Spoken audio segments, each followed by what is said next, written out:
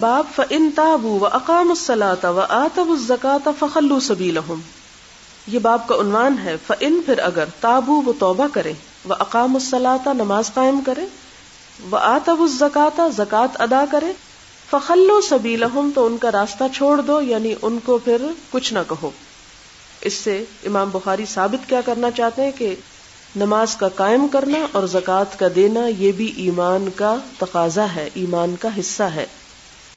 حدثنا عبد الله بن محمد المسندي قال حدثنا ابو روح الحرمي ابن عمارة قال حدثنا شعبة عن واقد بن محمد قال سمعت ابي يحدث عن ابن عمر ان رسول الله صلى الله عليه وسلم قال امرت ان اقاتل۔ یہاں پر حضرت ابن عمر نے حضور صلی اللہ علیہ وسلم سے روایت کیا ہے، آپ صلی اللہ علیہ وسلم نے فرمایا، قولی حدیث ہے، امرت مجھے حکم دیا گیا، ان اقاتل کہ میں جنگ کروں، الناس لوگوں سے، حتی اس وقت تک، یشہدو وہ گواہی دے دیں، اللہ الہ الا اللہ کہ اللہ کے سوا کوئی الہ نہیں، وان محمد الرسول اللہ اور یہ کہ محمد صلی اللہ علیہ وسلم اللہ کے رسول ہیں، وَيُقِيمُ الصَّلَاةَ اور وہ نماز قائم کرے، وَيُؤْتُ الزَّكَاةَ اور زکوٰۃ ادا کرے، فَإِذَا فَعَلُوا پھر جب وہ کر لیں، ذالک یہ کام، عصموا بچا لیں گے، منی مجھ سے، دماءہم اپنے خون، واموالہم اور اپنے مال، الا مگر، بحق الاسلام اسلام کے حق سے، وحسابہم علی اللہ اور ان کا حساب کتاب اللہ کے ذمہ ہے۔ اس حدیث سے ہمیں کیا پتہ چلتا ہے کہ مسلمان کسی مسلمان کو قتل نہیں کر سکتا، اور ایک مومن کون ہوتا ہے جس کے اندر، جیسے کہ آپ پیچھے حدیث پڑھ چکے ہیں کہ اسلام کی بنیاد 5 چیزوں پر ہے، حق کی گواہی، نماز، روزہ، حج، زکوٰۃ، 5 ہو گئی۔ اب اگر کوئی شخص ان میں سے کوئی ایک چیز چھوڑتا ہے اور وہ کہتا ہے کہ میں اس کو اسلام کا حصہ نہیں مانتا، اب چھوڑنے سے 2 مراد ہیں، ایک غفلت سے چھوڑ دینا وہ اور چیز ہے، اور ایک یہ کہہ کے چھوڑنا کہ میرے نزدیک اسلام میں زکوٰۃ ہے ہی نہیں، تو یہ قول ایک طرح سے کفر کا ارتکاب ہے، اور اس پر ایمان نہیں، کفر کا اس پر اطلاق ہوگا، اسے کافر شمار کیا جائے گا۔ اور اسی وجہ سے حضرت ابو بکر صدیق رضی اللہ تعالی عنہ نے مانعین زکوٰۃ، وہ لوگ جنہوں نے زکوٰۃ دینے سے انکار کر دیا تھا، ان کے خلاف تلوار اٹھائی تھی، اور یہ حدیث اس موقع پر انہوں نے سنائی، اور اس حدیث کو دلیل بنایا ان کے خلاف تلوار اٹھانے کے لیے۔ اس کا یہ مطلب نہیں کہ آپ گھر جائیں اور آپ کا بچہ نماز نہ پڑھتا ہو تو آپ اس کو چھری لے کے ذبح کر دیں، یہ نہیں ہے اس کا مطلب۔ وہ ایک غفلت سے یا لا علمی سے یا کسی اور وجہ سے نماز نہ پڑھنا اور چیز ہے، لیکن وہ یہ مانتا ہے کہ نماز دین کا حصہ ہے۔ اگر کوئی یہ کہے کہ میں مانتا ہی نہیں کہ نماز دین کا حصہ ہے تو پھر وہ مسلمان نہیں ہے۔ ہاں، اگر وہ کہے کہ میں مانتا ہوں لیکن میری سستی ہے تو اس کا معاملہ کچھ اور ہے، وہ پھر آگے اس کی وضاحت آ جائے گی۔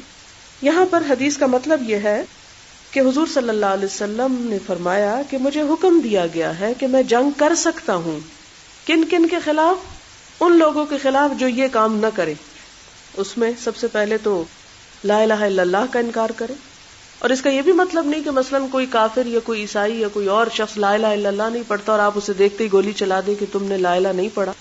نہیں، مراد یہ ہے کہ جب موقع ہو جنگ کا، جب جہاد ڈکلیئر کر دیا جائے اور جب یعنی اعلان ہو جائے جہاد کا اور مسلمانوں اور کفار کے درمیان ٹھن جائے، تو ایسے موقع پر کیا ہوگا کہ جو لا الہ الا اللہ نہ پڑھنے والے ہوں ان کے خلاف جنگ کی جا سکتی ہے، جو لا الہ الا اللہ پڑھنے والے ہوں ان کے خلاف نہیں کی جا سکتی۔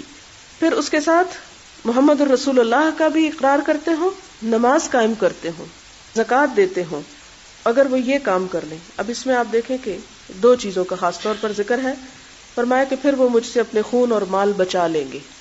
خون بچا لیں گے یعنی ان پہ تلوار نہیں اٹھے گی، مال بچا لیں گے یعنی جنگ میں ان کا مال مال غنیمت نہیں سمجھا جائے گا۔